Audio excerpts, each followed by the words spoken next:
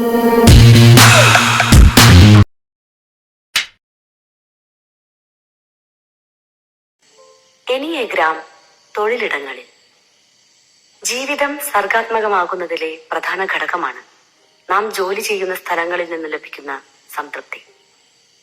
താല്പര്യമില്ലാത്ത മേഖലകളിൽ ജോലി ചെയ്യേണ്ടി വരുന്നത് കൊണ്ട് മാത്രം ജീവിതം നരകതുല്യമായി മാറിയ എത്രയോ പേരെ നമുക്കറിയാം. നമ്മുടെ ആഗ്രഹങ്ങളെ ജീവിത ദൗത്യമാക്കി മാറ്റുമ്പോഴാണ് ജീവിതം സംതൃപ്തമായി മാറുന്നത്.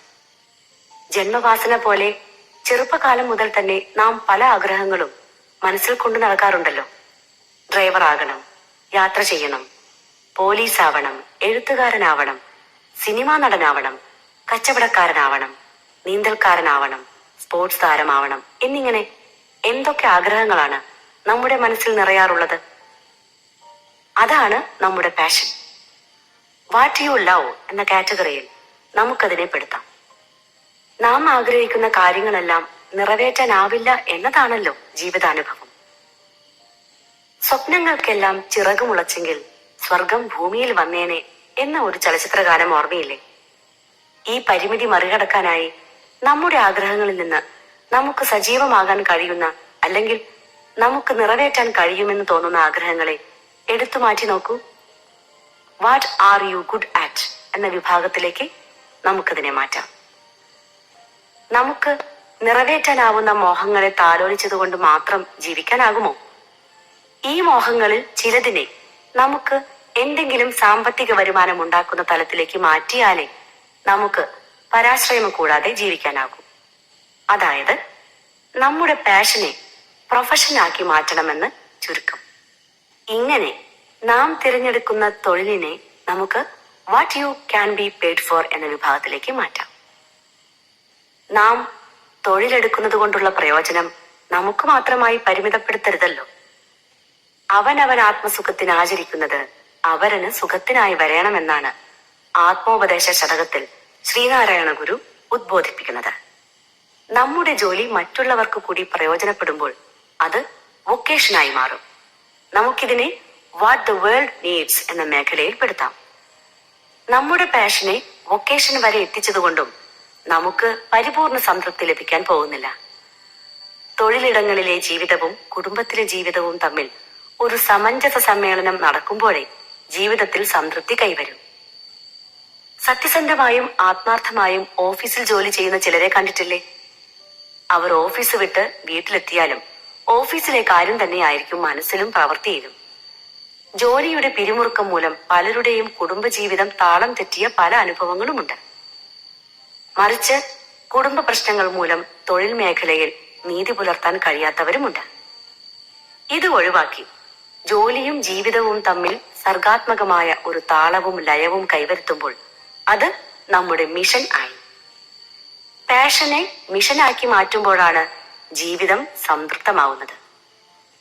എനിയഗ്രാമിലെ ഓരോ നമ്പറുകാരുടെയും പാഷനിനെ മിഷനാക്കി മാറ്റി ജീവിതത്തിൽ വിജയം കൈവരിക്കാൻ സ്വീകരിക്കാവുന്ന തൊഴിൽ മേഖലകളെ നമുക്ക് പരിശോധിക്കാം.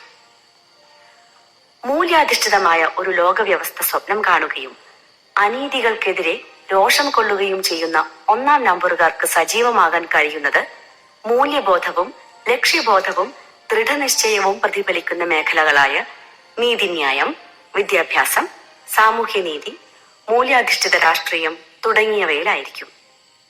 മതവിഭാഗങ്ങളുമായി ബന്ധപ്പെട്ട മേഖലകൾ പുരോഹിതർ, മതസ്ഥാപനങ്ങളിലെ ജോലിക്കാർ, ആരോഗ്യ പ്രവർത്തകർ, ശാസ്ത്രജ്ഞർ, എഞ്ചിനീയർമാർ, നികുതി വിഭാഗത്തിൽപ്പെട്ട ഓഡിറ്റർമാർ, ടാക്സ് കൺസൾട്ടന്റ്, അക്കൗണ്ടന്റ്, ധനകാര്യ മേഖലയിലെ ബാങ്കിംഗ്, പാർപ്പിട നിർമ്മാണ മേഖല, ഗുണമേന്മ പരിശോധനാ വിഭാഗങ്ങൾ, ഭരണനിർവഹണ മേഖല എന്നിവിടങ്ങളിലൊക്കെ ഇത്തരക്കാർക്ക് സജീവമാകാനാകും.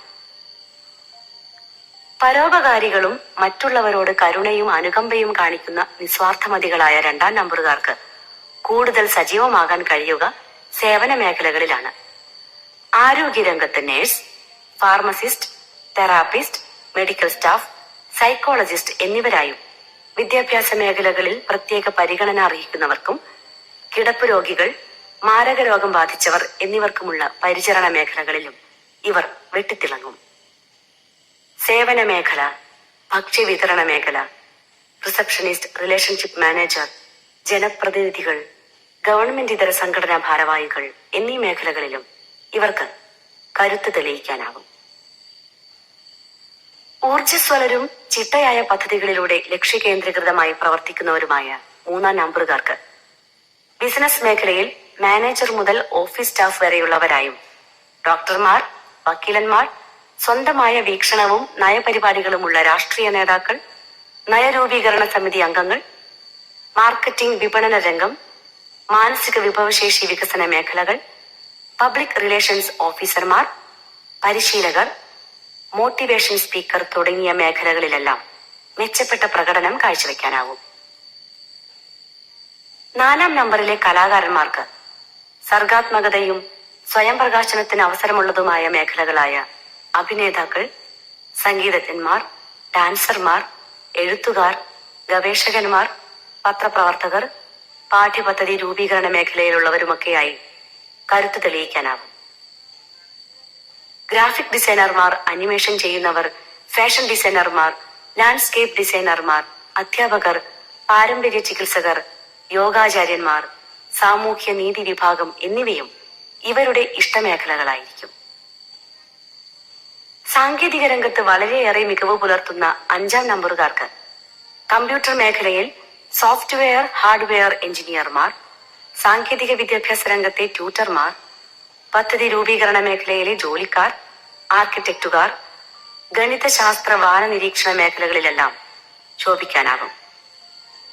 വിശ്വസ്തരും താനുമായി ബന്ധപ്പെട്ട രംഗത്ത് ആത്മാർത്ഥതയും കൂറും പുലർത്തുന്ന 6-ാം നമ്പറുകാർക്ക് സർക്കാർ സേവകരായും, ഗവൺമെന്റിന്റെ നയം നടപ്പാക്കുന്ന വകുപ്പ് തലവന്മാരായും, പാഠ്യപദ്ധതി വിനിമയത്തിലൂടെ ദേശീയ ലക്ഷ്യങ്ങൾ വിദ്യാർത്ഥികളിൽ എത്തിക്കാൻ ചുമതലപ്പെട്ട ജോലിക്കാരായുമൊക്കെ മെച്ചപ്പെട്ട പ്രകടനം കാഴ്ചവെക്കാനാകും.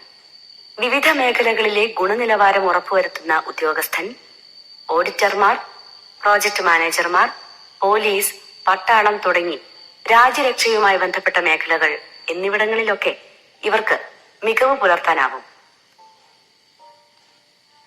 ഉല്ലാസപ്രിയരായ 7-ാം നമ്പറുകാർക്ക് സ്വന്തമായി പ്രവർത്തിക്കാനാവുന്ന മേഖലകളിലാണ് സജീവമാകാനാകുക.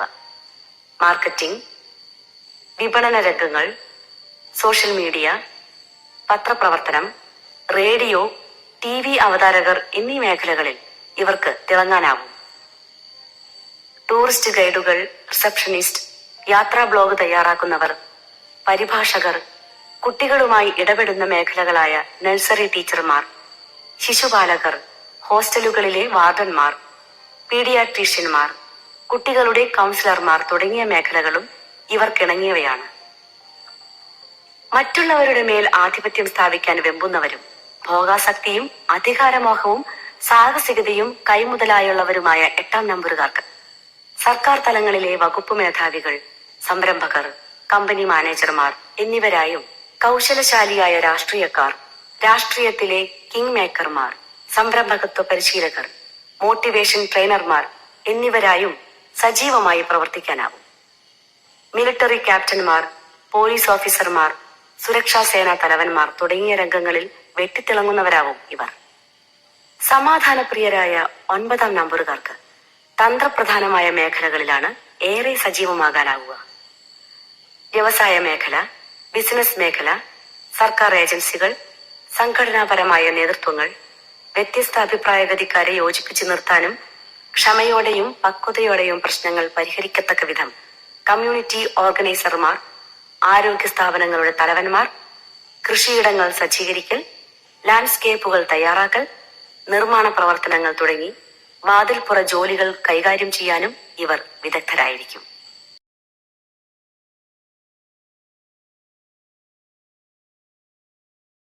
എല്ലാവരും ചാനൽ സബ്സ്ക്രൈബ് ചെയ്യുക.